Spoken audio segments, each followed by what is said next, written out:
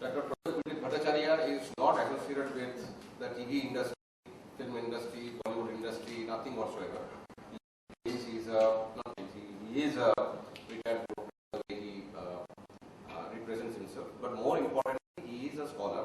He gave us a foundation of what thought can be.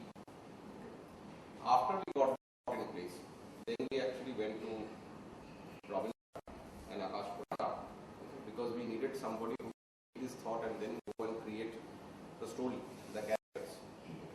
And then Kamal Pandey came and joined because somebody will have to start writing the scenes. And then after this is done, then we had how do we show it on screen, because these are very, very new concepts. So that is where Mukesh Singh comes in play. Mukesh, what Mukesh does is a very simple thing. He creates images. He has done it internationally. I will let him speak about what he does. But some small names like DC, Marvel, Hulk, he has been a part of all such creations. So what he does is that when we have thought of something, he creates the images for us, which we now recreate and put it up on screen. So this is the team that is currently working on, and there is Sandhya, who is our content team, which makes us work. But other than that, I will to take what this story is and how we are shaping it up. I will actually hand it over to Yash, because Yash came up with the thought 2 years back, and then as a producer, as a industry, a creative, करीब 20 साल मुझे हो गया, 21 साल हो गया है, and इस दौरान काफ़ी शोज हमने बनाए हैं. कभी कोई भी नया शो होता है तो एक चैलेंज होता है कि हम अब क्या कहें और क्या नयापन लेके आए, क्या कहानी लाएं, क्या कैरेक्टर लेके आए. सो लाइफ ओके के साथ Life OK as a channel believes in larger than life stories, alternate content, जो एक बहुत बड़ा मौका देता है एक प्रोड्यूसर को, एक स्टोरी टेलर को कुछ नया सोचने के लिए, एंड कुछ हिम्मत बांधने के लिए, जिससे कि आप एक बड़ा कैनवास बना पाएँ या कुछ कैरेक्टर्स के साथ खेल पाएँ, जो आप रेगुलर टेलीविज़न में अदरवाइज नहीं देखते हैं.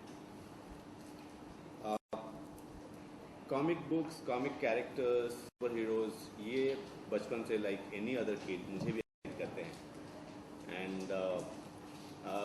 ये एक सोच था कि हम टेलीविज़न में किस तरह से एक सुपर हीरो को लेके आ पाएँ.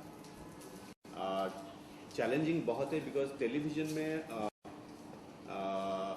फिल्म में एक सुपर हीरो बनाने के लिए आपको 2 घंटा लोगों को इम्प्रेस करना होता है, लेकिन टेलीविज़न में हर दिन कहानी को बनाना और कहानी के एंड आपको विजुअली ऑल्सो लोगों को ट्रीट करना, ये काफ़ी चैलेंजिंग टास्क है. सो जब सोच रहे थे कि अगर कुछ बड़ा लाए, क्या हम लोग अगर सुपर हीरो की बात करें, दुनिया का सबसे पहला सुपर हीरो हनुमान है. उसके बाद सुपरमैन बाद में फ्लाई किया, हनुमान पहले फ्लाई किए हैं. सुपर हीरोज़ को गॉड बना दिए हैं, एंड वेस्ट में उनका गॉड को उन्होंने सुपर हीरो बना दिया है. सो ऐसे सोच के साथ सोचे कि हम लोग बाहर से कोई क्यों कैरेक्टर लाएं, क्यों ना हम लोग अपने चीज़, इंटरेस्टिंग मटेरियल, इंटरेस्टिंग जर्नल, जिसको हम कहानी के तौर से उसको आगे लेके जा सकें. और माइथोलॉजी को अगर देखा जाए तो हम लोग जब भी टेलीविज़न में बताया गया है, उसको रीटोल्ड किया गया है, उसको रिक्रिएट किया गया है, लेकिन उसको कॉन्टेम्पराइज करके नए ऑडियंस के लिए, ऑडियंस में नए ऑडियंस काफ़ी हद अभी फास्ट मूविंग टाइम में, जहाँ पे डिजिटल भी आ चुका है, जहाँ लोगों का इतना सा सोर्स एंटरटेनमेंट का सोर्स आ चुके हैं, तो इससे कि ऐसे कैरेक्टर को अगर हम अपने माइथोलॉजी का डीएनए को लेके कॉन्टेम्पराइज कह पाए. So that is how we started thinking about character. And Mukesh has been a very old friend of mine and one of the finest artists in the world. Somebody who has worked with Marvel, DC. He has been a core team of Hulk and created some of the fantastic characters for various international publication. तो मुकेश से discuss कर रहे थे कि इसको character तो हम बना देंगे, दुनिया को बना देंगे, उसको किस तरह से हम आगे लेके जाएं. तो he came up with some thoughts how visually it can be treated. Then when we went to Life OK, and we were welcomed by Raj and the team, and they said, yeah, if you can think of a dream like this, we are here to curate it and take it forward, and we'll give you all the support. And it has been amazing support from Life OK. I think it's actually a dream that we have created between the production house and the channel, the network, with immense support from Yuvraj, Sandhya and the team. That is how it came. So उसको आगे कैसे लेके जाएं कि कुछ किरदार हमारे दिमाग में आ रहे हैं, बहुत ही अर्ली स्टेज में कुछ दुनिया हमें दिख रहा है, लेकिन उसके पीछे हमें काफ़ी सब्सटेंस है. महाभारत हमने पढ़ा है, लेकिन महाभारत के बारे में हम कितना जानते हैं? आप कितना भी पढ़ो, it's a endless ocean. So that's where Yuvraj suggested I know somebody who is a scholar who knows a lot of things about what you are thinking, and we can learn a lot from him, and he can help us with more detailing about that and what had happened and the character, the interpersonal relationships. So that is where Yuvraj introduced Dr. Bhattacharya to us. But I'm meeting him for the first time here. I think we all are meeting. So he has been so far the invisible force behind that thought process. So that's where Dr. Bhattacharya's role in this storytelling started at a very early stage. And I would like to request Dr. Bhattacharya to speak a little about Mahabharata and where the source of the content generated.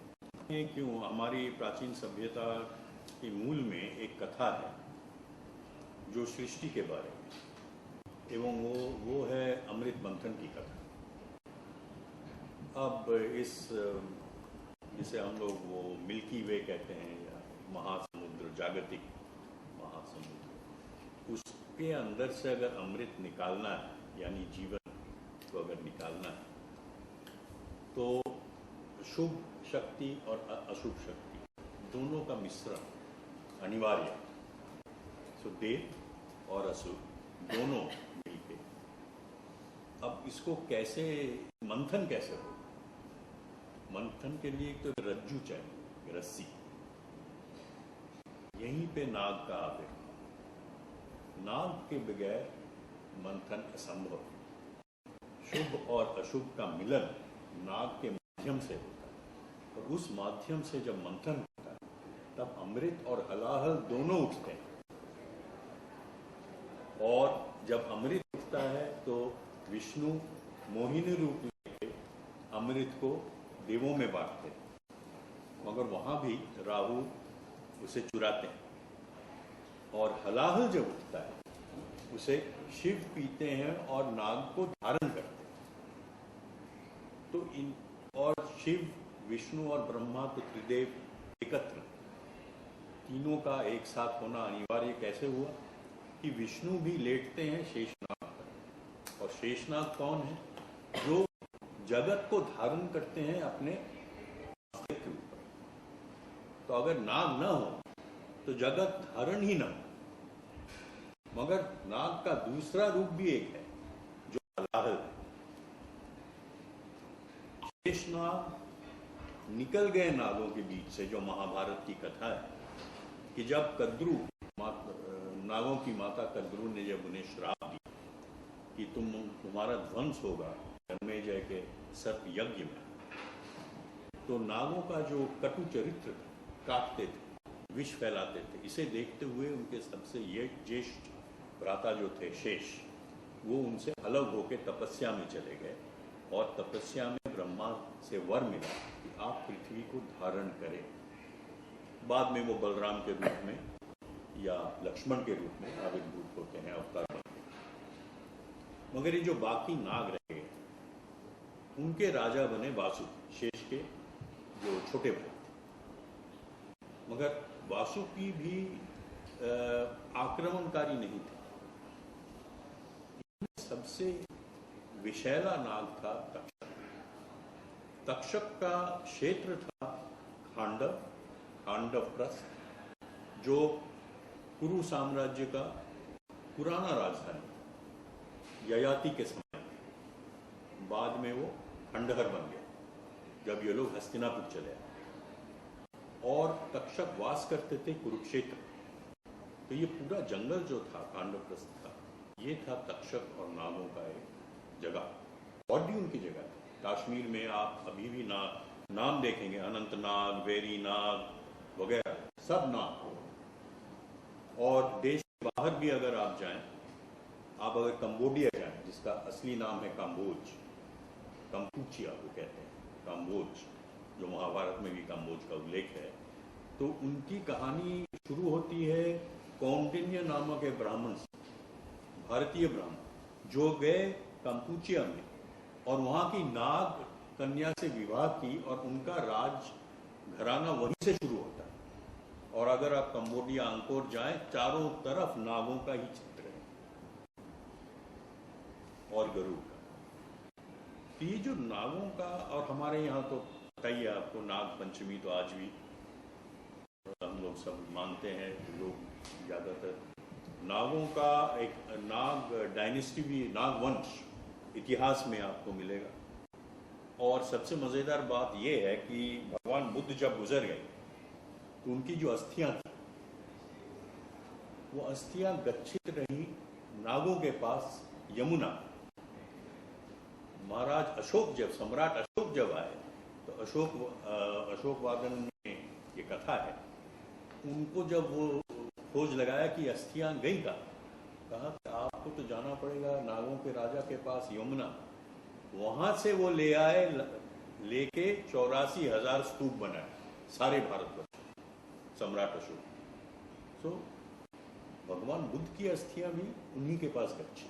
तो इनका एक बहुत प्राचीन परंपरा है। महाभारत में तो ओत-प्रोत से, भीम को जब विष दिया गया, दुर्योधन ने जब विष दिया, तो बचाया किसने? नागों। कुंती के महातामह है आर्यक, नाग। अर्जुन की पत्नी है उलूपी, नाग। तो नागों का एक फैला हुआ चित्र आपको मिलेगा। तो क्रिश के बाद एक बहुत बड़ा चैलेंज आ गया हमने इसके ऊपर। मैंने एक लाइन पकड़ी जो हर सुपर हीरो के किरदार देखे उसमें होती है, they are reluctant fighters, they don't want to get into this situation. Now you go to Mahabharat, Arjun himself was a reluctant fighter. Mahabharat में उसमें एट टाइम पे, यानी मौके पे होते शस्त्र रख दिए कि मैं नहीं लड़ सकता। तब गीता का सर्जन हो। तो रिलक्टेंट हीरो मैंने का कैरेक्टर हम लोगों ने, मुझे समझ में आया कि ये boy of today who has a history, who has a past which has been going on for millions of years, like someone inherited that past and he is a reluctant hero. He doesn't want to get into this himself being, वो normal life जीना चाहता है, लेकिन परिस्थितियां उससे कैसे मजबूर करती है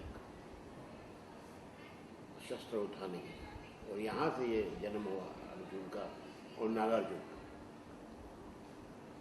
ना अब इसमें ये था कि स्नेक तो नागिन भी चल रहा है और विषकन्या भी चल रहा है, तो क्यों आगे स्नेक? करेक्ट है, लेकिन तो क्या बनाए हैं? सास बहू बहुत हो गया, अब क्या साफ बहू बनाए? तो नहीं, लेकिन हम तो अर्जुन की कहानी बना रहे। तो अर्जुन की कहानी में न सास आती है न उसकी बहू आती है। एक अर्जुन रिलक्टेंट फाइटर, उसकी कहानी। फर्स्ट टाइम इतना बड़ा शो शायद टेलीविजन पे फीमेल ओरिएंटेड प्रोटैगनिस्ट लेके नहीं this is a mail oriented protagonist. मुझे लगता है कि जो एक ऑडियंस का तबका है, जो हर घर के में जो बच्चे हैं और हस्बैंड्स हैं, वो टेलीविजन तभी देखते हैं जब आईपीएल चलता होता है। तो क्यों ना उनको टेलीविजन पे लाया जाए, कुछ ऐसा दिखा के कि यार कुछ ये अलग है। This is something what not has been going on since ages, and create a content which is very much rooted in our culture. Basic बात ये थी कि कल्चरल रूट होना चाहिए, तो वो इन्होंने दिया हमें। इन्होंने उसमें कुछ और जोड़ा। अब आया मेरा और आकाश का काम कि भैया कहानी बनाइए, और ऐसी कहानी बनाइए जो रुके नहीं, जो चलती रहे। तो ये बहुत मुश्किल काम होता है, लेकिन सबसे पहले काम ये होता है कि ये कहानी पहले चिपक जानी चाहिए। तो ये चिपक जानी चाहिए, यानी कि at least it should draw audience to the television for minimum 1 year. So then we started creating another characters. कुछ character history से आया, कुछ female characters, कुछ male characters, the family, the city, the town of the temple town was Akash's idea कि कहाँ हो रहा है सब। एक टेम्पल टाउन जिससे आम आदमी आइडेंटिफाई करेगा, हाँ ये जगन्नाथपुरी, हाँ ऐसा एक टेम्पल टाउन है हमारे। सीडी एक टेम्पल टाउन है हमारे। तो सारी चीजें आइडेंटिफाइबल हैं, plus apart from that it's a super hero story in the world of humans and the animals. Patal Lok, Naglok की कहानी और मुक्ति लोक की कहानी। Over to partner. नहीं, कुछ तो ये कह चुके हैं। जो चैलेंज है उसको इन्हीं की बात से, उसको इंटेलेक्चुअल प्रेस कॉन्फ्रेंस किसी ने कहा। फैक्ट इज कि हमारी ऑडियंस जनरली इतनी सेरेब्रल नहीं होती। When you are talking about family audiences की, जैसे एक ब्रीफ और भी आया था चैनल से कि एक बाप अपने 10 साल 12 साल के लड़के के साथ देखे, और ये नहीं है कि फीमेल प्रोटैगनिस्ट नहीं है तो औरत का यहाँ ऑडियंस पे बिल्कुल कोई माने नहीं रखता। It's for a family audience. So एक चैलेंज था कि एक tried and tested format of, as he said, women protagonist, family oriented drama, how do you convert it into a super hero thing but in the Indian context lend itself to family values. तो पहला ये। दूसरा, as I said, कि accessible होना ये बहुत जरूरी है। अगर एक बच्चा देख रहा है, और हम इतनी गहरी बातें कर रहे हैं जो भट्टाचार्य साहब ने बताई, जो आप अमर चित्र कथा में इतनी बड़ी बातें कह डालते हैं। Again the concept of animation and comics, how do you make it accessible? तो वो एक चैलेंज बनता है कि ये 2 लेवल पे चैलेंज इसलिए है कि एक तो इतनी डीप फिलॉसफी जो बिल्कुल रेगुलर इडियम बन जाए आम लोगों को, जरूरी नहीं कि आप पढ़े लिखे हो। दूसरा, नॉर्मली जो फिलॉसफी और माइथोलॉजी की बातें, उसको एक हवा बन जाते हैं कई लोगों के कि आज जब यंग जनरेशन की, तो कॉन्टेक्स्ट में ऐसा लगना चाहिए कि ये नहीं कि एंटरटेनमेंट हो फैमिली के लिए, but young generation put off ना हो, अरे यार एक और महाभारत, उसको कैसे आज के कॉन्टेक्स्ट में पैन इंडिया, ये नहीं कि सिर्फ मुंबई के लिए आप मॉडर्नाइज कीजिए या दिल्ली वाले समझ जाए नॉर्थ के, आप जिसको इनके पार्लर्स में सेक ABC जो पूरा डेमोग्राफिक होता है, हर बंदा सोचे कि ये मेरी कहानी है जैसे बोले, तो वो एक एक्सेसिबिलिटी। ये 2 मेजर चैलेंजेस। बाकी अब देखते हैं कहाँ तक। हमें तो काफी चीजें एक्साइट कर रही हैं, और कहानी है, और कहानी इसलिए है क्योंकि हमारी फिलॉसफी सिर्फ फिलॉसफी नहीं होती। क्योंकि अगर आप भगवद गीता भी देखें, महाभारत में, वो सिर्फ एक्सचेंज और ज्ञान नहीं है, वो एक माहौल माना है। जो भी बड़े राइटर्स थे, वो माहौल गुड एंड इविल का है, स्ट्राइफ और वॉर का है, विच सो माहौल में कहानी है। तो फिलॉसफी को कहानी बनाए, कहानी को सिर्फ इंटेलेक्चुअल ना रखे, सब तक पहुंचाए। हर किस्म के audience को। देखा नहीं है, उस दुनिया को क्रिएट करना, उसके सीन्स बनाने हैं, फिर उसके बाद जो है ना ऐसे सीन्स लिखने हैं जो बहुत रिलेट करें डे टू डे लाइफ में, लोग उन्हें देखें और उनसे जुड़े। ऐसा न लगे हम किसी जो है ऐसी दुनिया कहानी के देख रहे हैं जो कि हमें पता ही नहीं है, हम कनेक्ट नहीं कर पा रहे। सबसे बड़ा चैलेंज यही था कि किस तरह की दुनिया रची जाए जो बहुत आज की लगे और ये भी लगे कि हमने ऐसी कहानी पहले देखी सुनी नहीं है।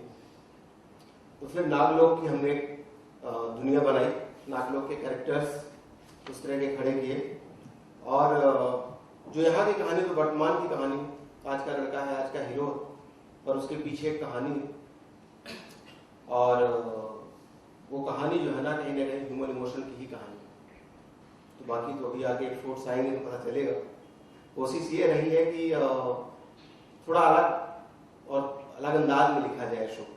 कोशिश यही हुई है कि अंदाज को थोड़ा सा अलग रखा जाए। बाकी देखते हैं। Me and Yash start talking about this project. मैं इंग्लिश में बोलूँगा, मेरी हिंदी इतनी अच्छी नहीं है.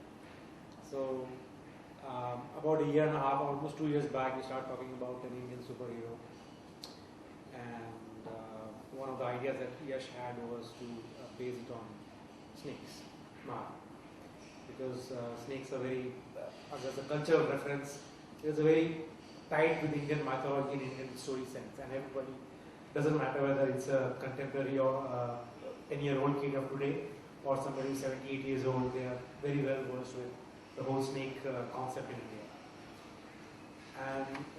But we didn't have a very complex story back then, so we had a lot of time when we went through the ideas and everything, and it was only when the Mahabharata context came into the picture much later that I found a hook on which I can base the visuals on. Now, I don't watch much television. Somebody said, right, that male audience TV nahi dekhti hai, especially Indian ones. So for me, it was a big, and I worked on one of the first science fiction TV series in India called Captain Vyo in 1996 or 7 or something like that, with Ketan Mehta.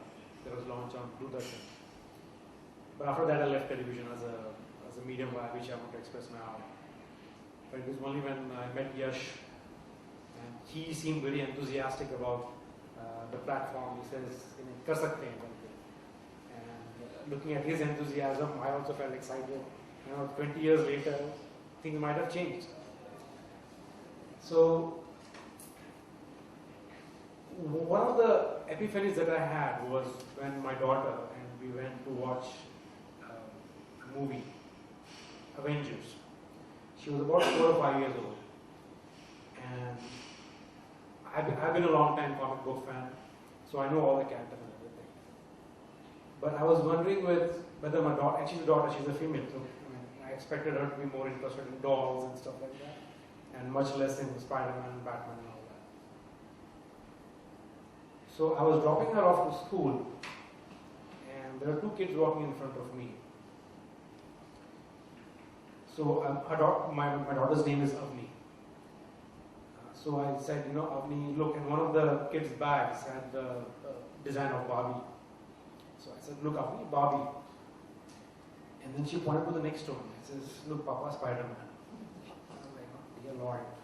So what I realized was that the audience of today and the future as well are a lot more accepting of ideas which are not necessarily typical ones that we see on television or in movies and all that. They are not, I often go and watch all these superhero movies at 10 o'clock matinee show. I expect the theatre to be empty on 3rd week.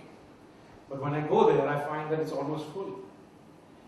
So I realize that the audience of today is a lot more accepting of concepts which are a lot more radical than what we have been seeing in Indian films and TV and stuff like that.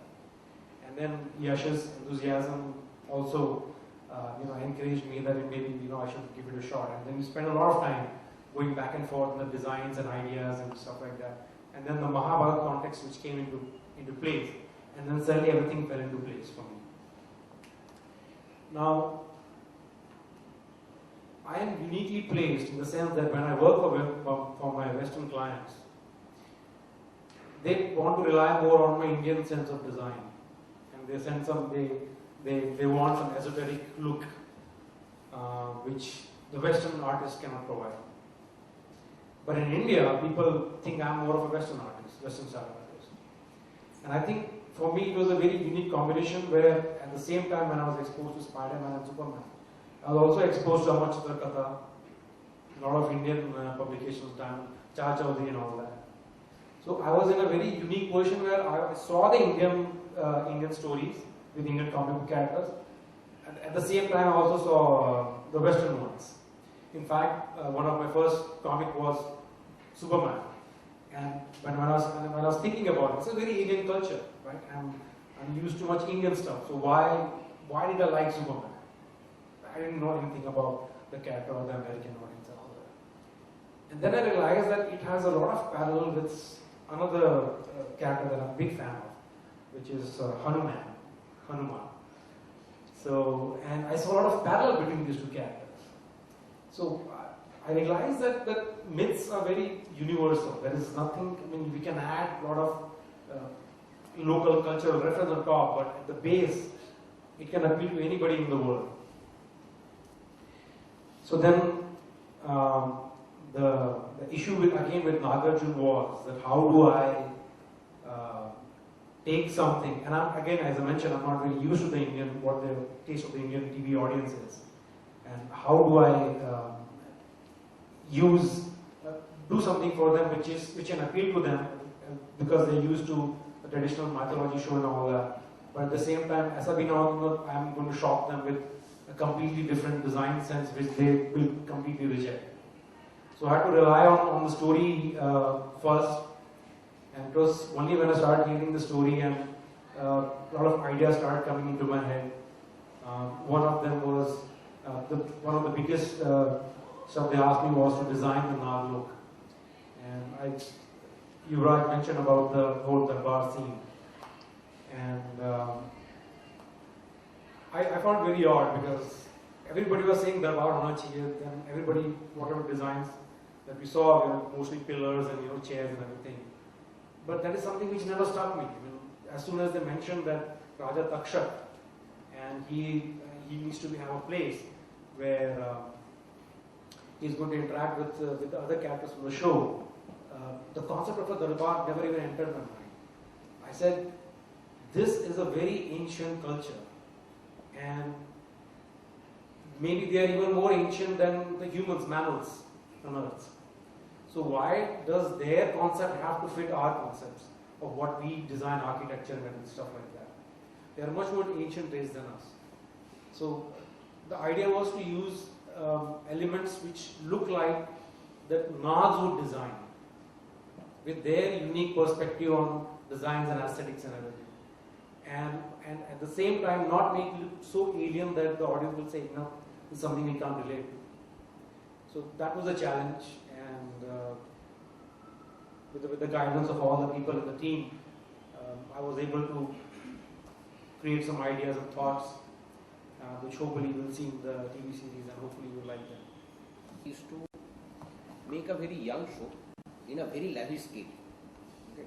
I mean, if you are hearing us talk, you would realize that it is not the normal process of making a daily show. Okay. So the other person, how do we, if we take that single line, which is Har Yug Mein Ek Arjun Paida Hota Hai. Okay. If we take this key line and keep working on it, and if we want to make it a very young show in a very lavish scale, so we actually also went to Jeet Ganguly and we said Gana do. That we need songs in this. Song is also something that is actually not used much in a daily show. In the TV, we know it's in our culture. We think from not just the film, but in every ritual there is actually a song in Indian households.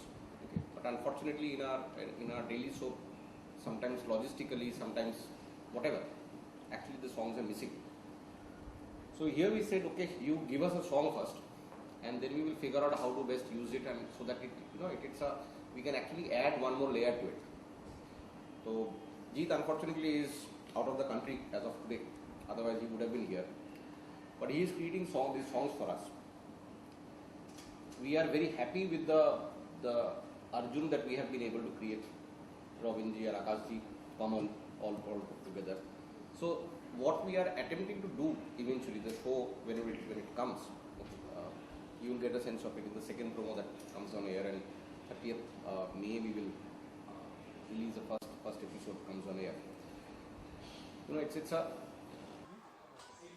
Nagarjuna किस तरह का show है, इसके बारे में थोड़ा बताइए। जी, एक सुपर हीरो का शो है, एक रिलक्टेंट सुपर हीरो के बारे में है। एक ऐसा कहानी जो टेलीविज़न में पहली बार देखने को मिलेगा। अगर आप लोग स्पाइडरमैन देख चुके हैं, सुपरमैन देख चुके हैं, हल्क देख चुके हैं, थॉर देख चुके हैं, सो आपको हमारे हिंदुस्तान के माइथोलॉजी से इंस्पिरेशन लिया हुआ एक कहानी, एक हीरो की कहानी है। एक हीरो जो अपने अंदर बहुत शक्ति है, बहुत ताकत है, लेकिन वो ताकत को क्या वो इस्तेमाल करेगा तो कब करेगा, किसके लिए करेगा, क्यों करेगा, और उसके बाद क्या होगा। तो ये एक सुपर हीरो की कहानी है। ये थॉट आया कहाँ से सर आपके पास, किस तरह से आया ये? मैं हमेशा जब भी सुपर हीरो देखता था ना, मुझे ये लगता था यार हम हिंदुस्तान में क्यों नहीं बना रहे हैं। जो भी हम सुपर हीरो देखते हैं क्यों वो बाहर के हैं, जबकि जो सबसे बड़ा सुपर हीरो है, जो जिनको लोग मानते हैं सुपरमैन, वो तो कहीं ना कहीं हमारे माइथोलॉजी से चुराया गया है। हनुमान से बिल्कुल आप देख लीजिए, जिस तरह से हनुमान एक हाथ को आगे करके पाँव को फोल्ड करके फ्लाई करते हैं, सुपरमैन ऐसे ही फ्लाई करता है। हनुमान जैसे कच्छा पहनते थे, सुपरमैन कच्छा पहनता है। तो अगर ये हमारे सुपर हीरो को लेके इतना बड़ा कैरेक्टर बना सकते हैं, कि हम लोग ऐसे क्यों ना करें कि हमारे पास जो धरोहर है, हमारे पास जो हमारा स्टोरीज हैं, हमारे मैथोलॉजी है, तो वहाँ से ऐसे आई थिंक सैकड़ों स्टोरी बोला जा सकता है। कहानी बहुत है, लेकिन हम लोग शायद इतना डीप अंदर नहीं कूदी मारे हैं पहले से। अंदर झाँक के नहीं देखे, नहीं देखें, बहुत कुछ बोल सकते हैं। सर देखा जाए तो फिर दुनिया हमारी कॉपी कर रही है और हम ही नहीं कुछ कर रहे, इसलिए आप ये शो करें। अपने ही कहानी या कहें तो मैं I wanted to tell a story जो हमारे जड़ से जुड़े हो और उसको एक नया तरीका से, नए अंदाज से, नए कहानी के जरिए से हम बोल पाएँ। नए कहानी, नया जरिए की बात की आपने, तो फिर इसमें क्या जो पुराने जैसे लव स्टोरी ये सब इस टाइप की होगी, love story definitely love story. आप हमारे लव स्टोरी देखेंगे और हमारा स्टोरी टेलिंग देखेंगे।